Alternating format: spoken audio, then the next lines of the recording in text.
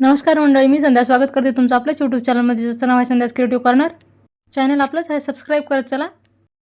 ह्या व्हिडिओतनं आपण अष्टविनायकची यात्रा करणार आहोत आणि त्याच्यातला पहिला पार्ट आपण ह्या व्हिडिओमध्ये 4 गणपतीचा आणि आळंदीचा वगैरे आहे. खूप स्पेशल आहे, नक्की पहा. 4 दिवसाचा प्रवास होता आणि गिरियात्रा कंपनीच्या थ्रू आम्ही ट्रॅव्हल केलो होतो. खूप छान एक्सपिरियन्स आला त्यांच्यासोबत.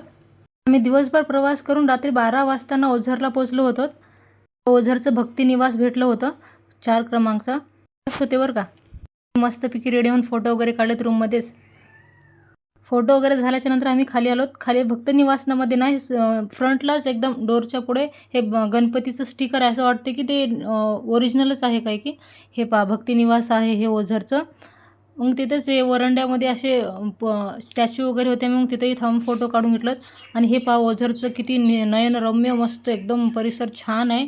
हे बाजारपेठ एरिया आहे, उघडलंच नव्हतं. आम्ही खूप सकाळी दर्शनासाठी गेलो होतो. आम्हाला सगळे देव कळायचे होते, म्हणजे गणपती अष्टविनायक करायचे ते. मग सकाळी लवकर हे गेलो. मार्केटच उघडले नव्हते. आम्ही सकाळी लवकरच गेलो होतो तर आपण दर्शन घ्यायला ओझरच्या गणपतीचं, विघ्नहर गणपतीचं. जास्त काय गर्दी नसल्यामुळे एकदम छान व्यवस्थित दर्शन झालं विघ्नहर गणपतीचं ओझरच्या. आणि सगळे मेन गेटच्या बाहेर आम्ही बसून फोटो काढलोत. मग आवारामध्ये सुद्धा फोटो काढलोत गणपतीचे, तिथल्या विघ्नहर गणपतीच्या मंदिराच्या आवारात. मग तसंच भक्ती निवासला आलोत आणि ती साडी लिहून कुठे फिरायचं म्हणून ड्रेस चेंज केलं. आणि मग इथं आम्ही मार्केटमध्ये फिरायला, तेव्हापर्यंत मार्केट उघडलं होतं. आणि हे पहा, एक तळं खूप सुंदर आहे त्या ओझरच्या तिथं एरियामध्ये. तिथं पण खूप छान वाटत होतं. तोपर्यंत ट्रॅव्हल एजन्सीवाले जेवायला करून ठेवले. ते जेवण वगैरे झालं तर त्यांचं आम्ही जेवण करून निघालोत. मग लागलीच लेण्याद्रीच्या गणपतीकडे निघालोत आम्ही. हे पहा, ते तर तिथलं तर दृश्य एकदम पाहण्याजोगे आहे. हे वरचं जे दिसत आहे ते एकदम मस्त, काय हेमाडपंथी म्हणजे कोरीव आहे ते. लेण्याद्री जे आहे ना, ते लेण्याच आहे. ते लेण्यामध्येच गणपती बसलेला आहे. तिथलाही परिसर खूप सुंदर होतं पहा. हे बघा. आणि दुपारची वेळ होती. इथलं सगळं मस्त मार्केट वगैरे खुललेलं होतं. आम्ही वरी जाऊन येताना शॉपिंग केली. मग तिथे पालखीची व्यवस्थासुद्धा आहे वरी घेऊन जाण्यासाठी. ज्यांना होत नाही चलणं वगैरे तर त्यांना पालखीची सुद्धा व्यवस्था आहे. पण आम्ही मस्त चलतच गेलोत, थोड्या अंतरावर बसत वगैरे. आणि पाण्याची सुद्धा खूप थंड पाण्याची सोय होती ठिकाणी तिथं. आणि हे पहा, लेण्याद्रीच्या गणपतीचं दर्शन घ्या. तिथंसुद्धा खूप काय गर्दी नव्हती. आणि हे मंदिर आहे, किती कोरीव लेण्या आहेत ह्या पहा. एवढे दगडामध्ये, पूर्ण दगडामध्येच कोरलेलं मंदिर आहे. किती सुंदर लेणी आहेत. आणि ह्या मंदिराच्या तिथून हमेशा पाणी बाहेर ओझरत असते, म्हणजे पाणी हिवाळ्यात खाली पडत असते. आणि गरमीच्या दिवसातसुद्धा तेवढं थंडगार पाणी खाली पडत होता. म्हणशाल खाली थांबलं तर एकदम गारवा वाढत होता. आणि हे पहा, काय नजारा आहे पुढे, एकदम सुंदर. पहा की पाण्याचा आनंद घेताना सुद्धा कशी क्लिक केली फोटो आमचे. खूप छान वाटत होतं. हे पहा परिसर बाहेरून एकदम सुंदर. लय म्हणजे शब्दात सांगता येत नाही, असं एवढं भारी वाटत होतं सगळं बघायला. हे अशी पायऱ्या आहेत, बरेच पायऱ्या आहेत. खूप वरीपर्यंत चढून यावं लागते. आणि इकडं सगळं लेण्या आहेत, सगळं मंदिराच्या बाजूनं दोन्हीकडेही बाजूला लेण्या आहेत. उतरून आल्याच्या नंतर इथं झोके होते असे, जे इथे जे पालखीवाले आहेत ना त्यांचं एरिया होतं, पण तिथं झोके बांधलेले होते. आम्ही त्याचा ते सुद्धा आनंद घेतला.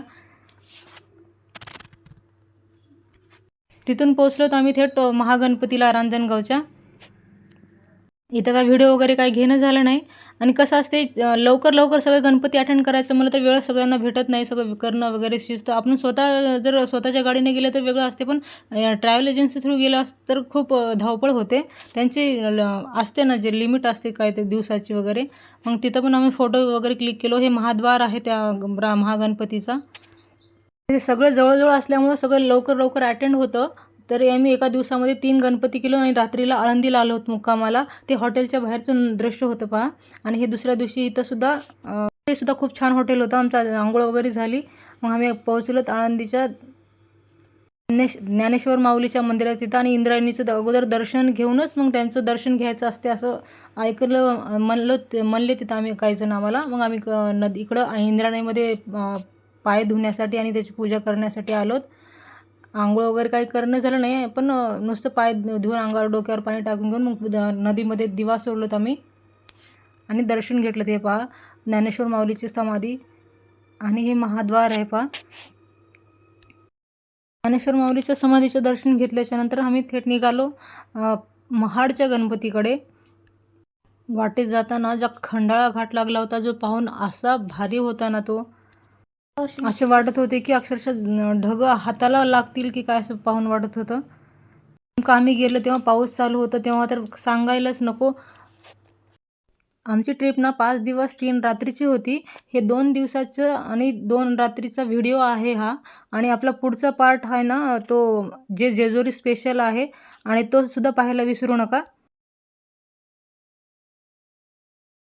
थोडाफार प्रवास झाल्याच्या नंतर आम्ही पोहोचलो महाडच्या गणपतीला. महाडच्या गणपतीचे तिथं काय पूर्ण फोटो वगैरे काही घेणं झालं नाही. लागलीच त्याचं दर्शन झाल्याच्या नंतर एक 11-12 किलोमीटरवरच काहीतरी आहे वाटतं पालीचा गणपती. हे आहे पालीच्या गणपतीच्या वरांड्यातलं दृश्य पहा. संगीत मस्त चालू होतं.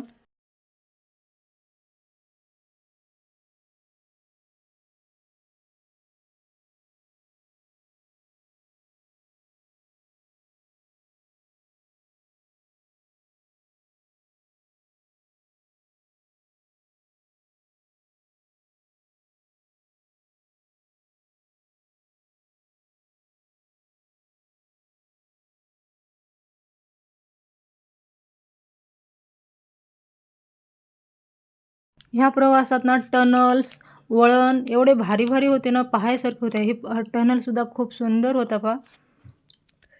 खंडाळा घाट हा खूप वळणाचा घाट आहे. जेवढं म्हणजे प्रवास करायला तेवढं छान वाटतं आणि पाहायलासुद्धा खूप छान वाटतं बरं का. व्हिडिओ कसा वाटला मला नक्की कमेंट करून सांगा आणि चॅनलला सबस्क्राईब करा. पूर्ण व्हिडिओ पाहिल्याबद्दल मनापासून आभार आणि पुढचा व्हिडिओ पाहायला बिलकुल विसरू नका. बाय.